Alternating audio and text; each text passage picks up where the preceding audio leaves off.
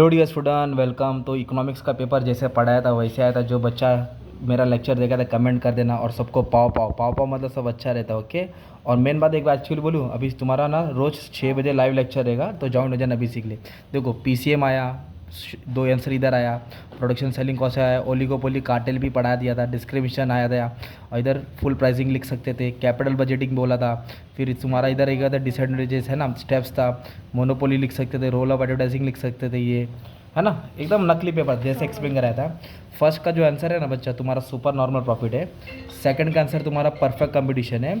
Demand का negative रहता है। टू डिफरेंट का बोला तो मोनोपोलिस्टिक कंपटीशन रहता है। प्राइस रिजिडिटी किसने दिया था? पॉल्स फिजी ने दिया था। डिमांड को कैसे रहता है? मोर इलास्टिक रहता है। और जो नॉन कॉलेसी रहता है वो कैसे बिहेव करता है? इंटरडिपेंडेंटली रहता है। किसको कितना मार्क्स मिलेगा कमेंट ज़रूर करना ऑब्जेक्टिव्स में 20 में से। प्राइस का क्या डिस्ट्रीब्यूशन का गोल है? सेल और प्रॉफिट बढ़ाना। मार्केट फेलियर एक सिचुएशन है जहाँ मार्केट फेल हो जाता है, रिसोर्स को अच्छे से एलोकेट नहीं कर पाता है। और कैपिटल डिसीजन कैसे इरिवर्सिबल है, सब बताया था। कैश फ्लो कैसे रेवेन्यू और इंटीग्रेटेड बाय पॉजिटिव नंबर होता है। और project whose acceptance prevent the acceptance of another project, वो किस पे डिपेंड होता है? म्यूचुअली एक्सक्लूसिव प्रोजेक्ट होता है, अलग अलग होता है। अब ट्रू और फॉल्स में ना, स्टार्टिंग का पास्ट ट्रू है, ओके, स्टार्टिंग का पास्ट ट्रू है, और जो 6 वाला वो फॉल्स है, ओके, 6 वाला फॉल्स है। फिर वापस से पूरा ट्रू है, मतलब 1 से लेकर 9 में सब ट्रू है, सिर्फ 6 वाला तुम्हारा फॉल्स है।